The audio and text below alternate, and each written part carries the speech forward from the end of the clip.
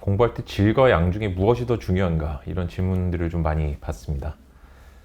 우리가 보면은 공부할 게 너무 많아요. 공부할 게 진짜 책이 우리 학원에 이제 학교 책도 있지만 학원에서 내주는 어떤 자료들도 있고 그죠?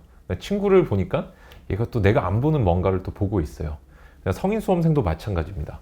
학원 다닐 때 보니까 이 학원 다니는 친구는 이런 자료를 가지고 있고 저 학원 다니는 친구 또 다른 책을 또 가지고 있는데 또 내가 보는 책 잘 이해가 안 돼요. 그래가지고 막 합격 수기나 카페 찾아보니까 또 다른 무슨 좋은 책들이 또 있는 것 같아요. 그러니까 결국에는 내가 여러 가지 책들 수집하게 되고 그 책들을 보다가 다 이해를 못 해가지고 시험이 안 된다든지 그런 경우들도 굉장히 많고 그 다음에 한편으로는 내가 올해 이 강사님 수업을 막 열심히 들었거든요.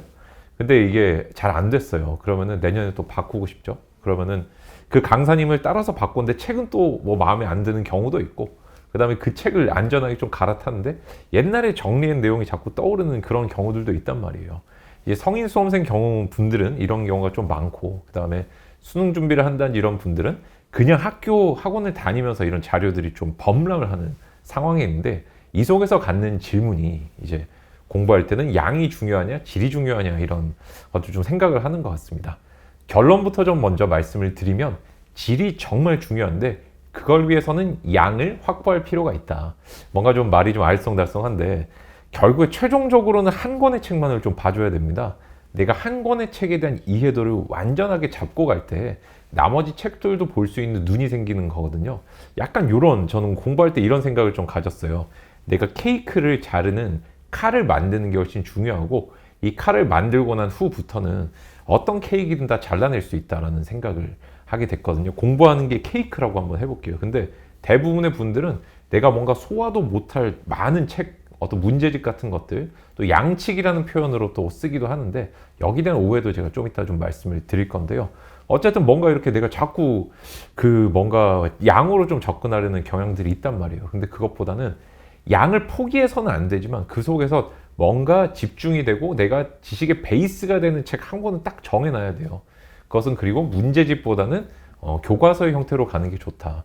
우리가 머릿속에 있는 머릿속에 있는 지식, 정보, 기억이라는 것들은 컴퓨터하고 똑같아요. 그래서 우리가 얼마만큼 이 체계를 잘 짜놓는가, 또 그 다음에 폴더를 잘 만들어서 정리해 놓는가에 따라서 기억을 좀 빨리 끄집어낼 수 있거든요.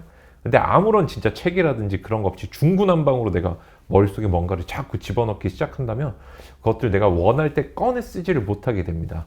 실제 여러분들께서 기억적으로 좀 문제가 있는 부분이 내가 원할 때 뭔가를 못 뺏쓰는 거는 기억이 머릿속에 없다라고 착각하시는 경우들이 많지만 대부분의 경우는 머릿속에 드러내 있는데 찾아낼 수 없거나 그 시간 내에 빨리 찾아낼 수 없거나 이 두 개 중에 하나에 해당을 하는 게 되는 것 같아요.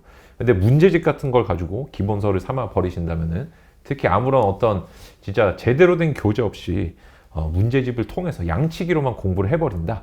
양치기를 하지 말라는 뜻이 아니라 양치기만 하면 나타나는 비극에 대해서 말씀을 드리는 거예요. 그러면 아무런 책이 없이 머릿속에 문제들만 둥둥둥 떠다니게 되고 시험장에서 실제 어떻게 되는지 아세요? 문제 풀다가 비슷한 문구가 안 나오나 이것만 내가 고민하게 돼 있을 수밖에 없어요. 분명히 근데 옆에 공부 잘하는 애 보니까 걔도 막 양치기로 하고 또 뭐 어떤 수능 만점 잡으니까 뭐 국어 수학은 양치기다 비문학은 양치기다 이런 말 하기도 하고 변호사님 저 진짜 문제 많이 풀었는데 이거 왜 그렇나요? 그 다음에 제가 진짜 기출문제 막 열심히 풀으라고 강조해 주셔가지고 기출만 진짜 열심히 봤는데 왜 안 되는 걸까요? 여기에 여러분들이 빠져 있는 게 바로 질이에요, 질. 내가 그 중에 한 권의 어떤 체계가 있는 교과서를 정해가지고 걔를 내 걸로 만들기 위한 수단으로 양을 써야 되는 거예요. 양이 목적이 되면 안 돼요. 이 모든 걸 다 풀겠다가 아니라 이 한 권의 책을 제대로 이해하기 위해서는 많은 책들을 필요하면 보겠다라고 돼야 된다는 겁니다. 뭔 말인지 아시겠어요? 양치기는 그래서 정말로 내가 이해력이 좋고 운이 좋다. 아니면 이 책이 정말 나랑 잘 맞다. 이런 경우에는 양치기를 할 필요가 없겠죠. 그 한 권의 책을 제대로 읽는 것만으로도 나는 실력이 진짜 급성장할 거 아니에요. 그래서 어떻게 보면은 사실 공부라는 거는 이런 운적인 요소도 좀 좌우를 하죠. 내가 수업 들었던 강의 들었던 선생님이 나랑 너무 잘 맞아요. 그래서 야, 이 선생님 거 듣고 나는 진짜 개안하는 경우가 있죠. 눈이 탁 뜨이는 경우가 있잖아요.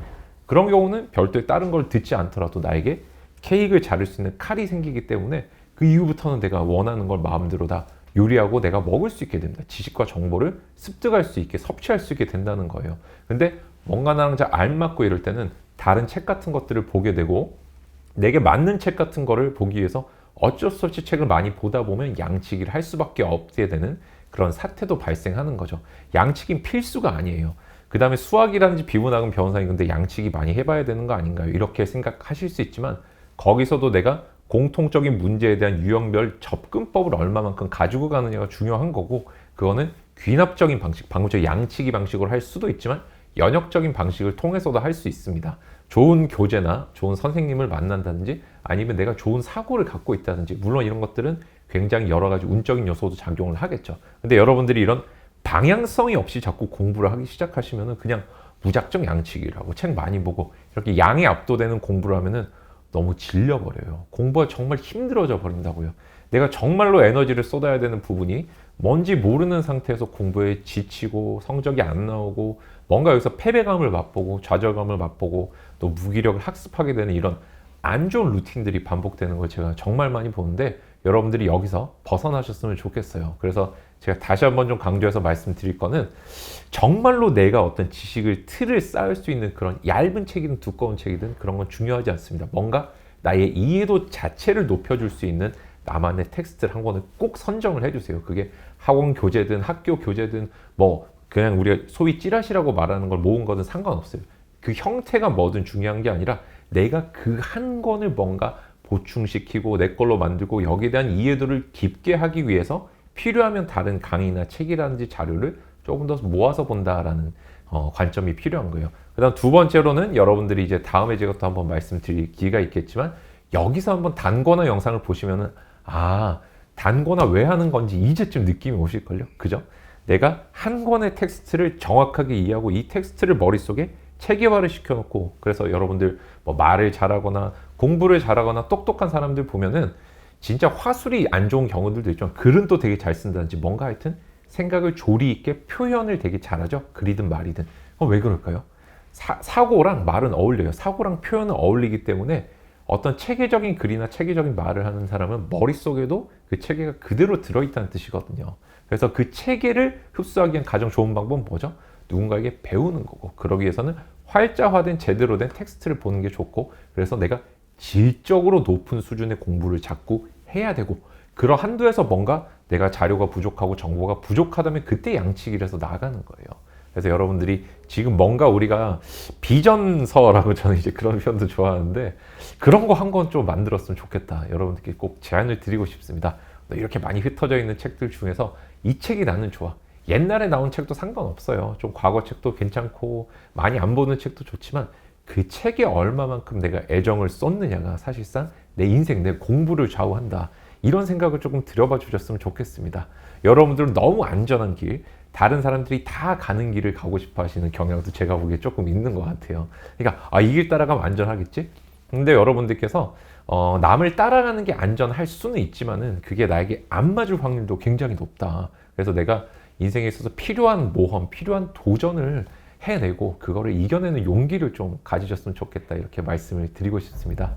공부하시는 거 정말 힘들고 진짜 공부법 영상들도 지금 어느 순간 많이 쌓여서 보기 힘드신 거 알고 있어요. 그렇지만 언제든 여러분들이 좀 힘드실 때 이렇게 영상들 다시 한번 차분하게 보시면서 내 공부의 방향성을 좀 점검할 수 있는 그런 계기가 되는 제가 그런 영상이 좀 됐으면 좋겠어요. 수험생 여러분들 힘내시기 바랍니다. 감사합니다. 이상 이윤규 변호사였습니다.